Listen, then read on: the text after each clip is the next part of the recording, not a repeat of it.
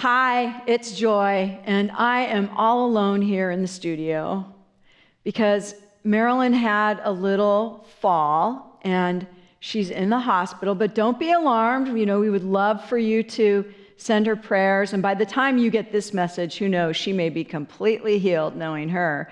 But she is in the hospital, and we're just waiting words from the doctors for surgery. She broke her arm, and I am actually going to call her on the phone so that we can talk to her, because she wanted to give you a little message, but it's a little difficult for her to do out of the hospital. So hang on one second while I give her a call.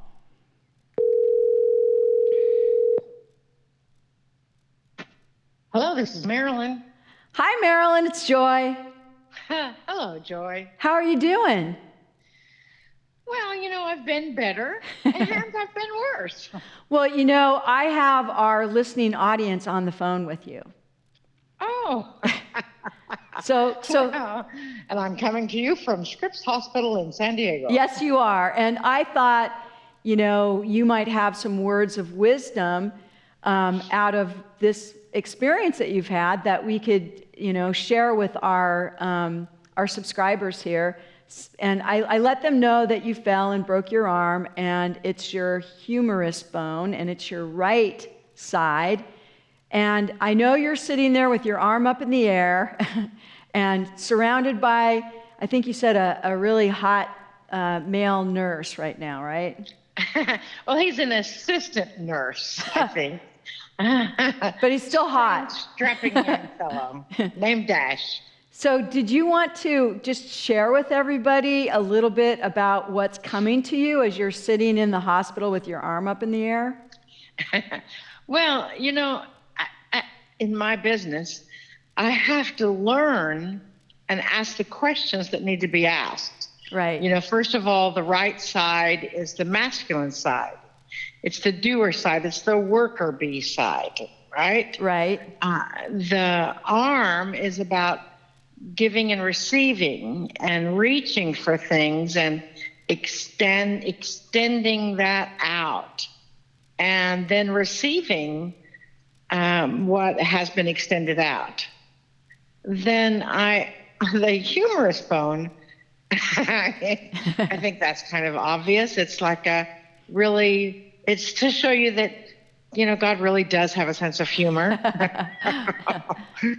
Because it's like, and it's broken half. It is not, it's like, okay, so my humerus is broken. What does that mean? Does that mean you have two humeri? Maybe. But, as I'm sitting here, I'm thinking, okay, so why did this happen? Right. A fracture of a bone is about, I know this may shock you, Joy. It's about rebelling against authority. Oh, yeah, that would not be you. No, never. And I know that we're trying to do some new things, and we were actually recording a whole new program, which was a whole new way of the way I do business or the way I teach a class. And it was completely different. Right. And I know I resisted it a great deal. I know it's hard to imagine me resisting anything. Yeah, but anything new. But what's interesting is that just before this happened, you just said to me, because we went to dinner, right? And after dinner is when you fell. You had just said to me, okay, I get how this works, and I can see why it's effective, but now I just need to figure out a way to make it my own. Exactly. I need to figure out a way to embrace it and do this style and merge it with my style. Right.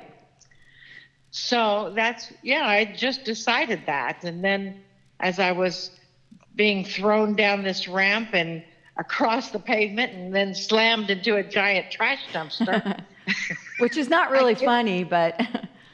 No, but it's like it's so wild. I don't even see how this could have all happened. I've replayed it in my brain which doesn't help because then my brain thinks that it's happening again. Right. Good point. So stop replaying it in my brain and just know that it happened and the trash dumpster and I collided and then I collided with the pavement. And now you're sitting in a hospital room trying now to... I'm sitting in the hospital room looking for the reason that this happened. And so many times we get so caught up in the reasons and the emotional impact and all that we just continue to tell ourselves that story. And so I believe that this is the universe's way of, helping me remember once again that I do need to take care of myself, that we all need to take care of ourselves. And, it's also about doctors. Oh. Because so many times in the spiritual world, we think, I teach holographic healing. Right. And in the x-ray, it did show that my bone is much more aligned than it was, but it has not completed that alignment.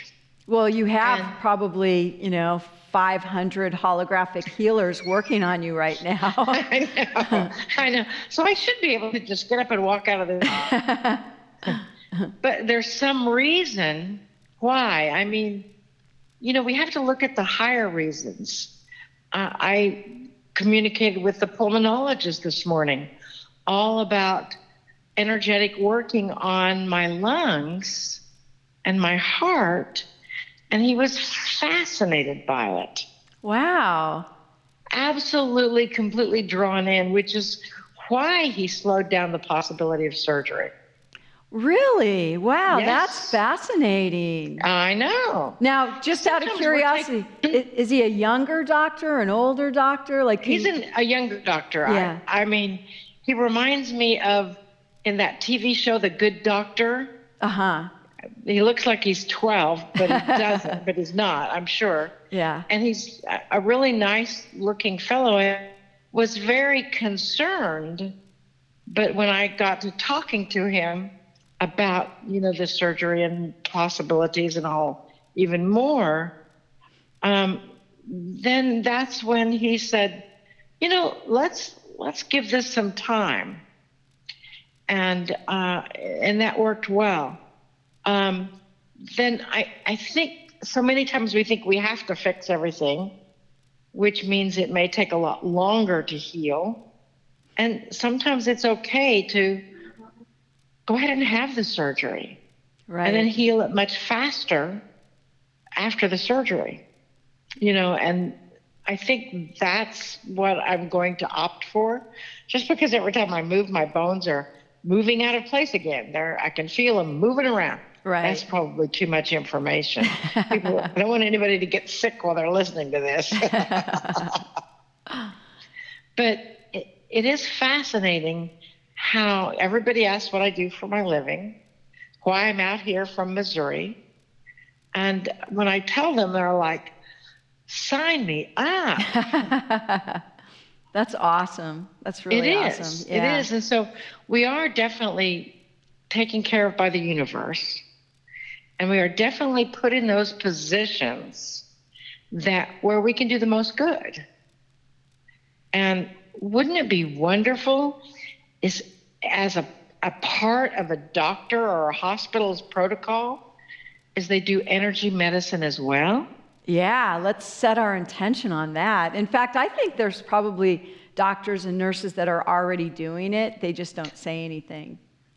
That's correct. Yeah. They do. There are doctors and nurses that are doing that. They don't say anything, but let's make it mainstream. Yeah, absolutely. Well, I think that it's important to realize that they are very surprised that I've gone down on the pain treatment, because they gave me this really high-powered, narcotics. Woohoo! As I said, it reminded me of the 70s. But I don't have to have that much. And I think that's a part of the work that the holographic healers are doing. Yeah. I think if I could get those x-rays to the holographic healing practitioners,